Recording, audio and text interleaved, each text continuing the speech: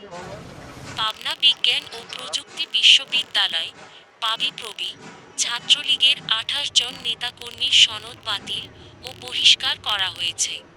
এদের মধ্যে ১১ জনের আজীবনের জন্য সনদ বাতিল, ৭ জনের ৩ বছরের জন্য সনদ স্থগিত, ৬ জনকে আজীবন বহিষ্কার এবং ৪ জনকে ৩ বছরের জন্য বহিষ্কার করা হয়েছে।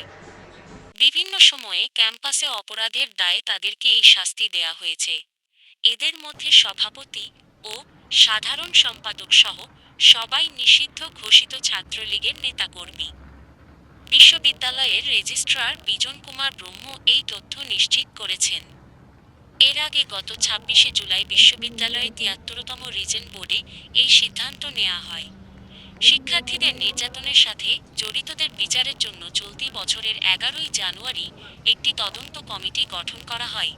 এই কমিটি অভিযোগগুলো সংগ্রহ করে ২৪শে জুলাই বিশ্ববিদ্যালয় প্রশাসনের কাছে রিপোর্ট জমা দেয়। তদন্তে ৩৫ জনের বেশি শিক্ষার্থীর নামে ৯টি অভিযোগ জমা পড়ে। এর মধ্যে ৬টি অভিযোগ প্রমাণিত হয়, ২টি অভিযোগের সত্যতা পাওয়া যায়নি এবং ১টি অভিযোগ অভিযোগকারী ও অভিযুক্তের মধ্যে সমঝোতা হয়। আজীবনের জন্য সনদ বাতিল হওয়া শিক্ষার্থীরা হলেন লিংকন হোসেন, মু.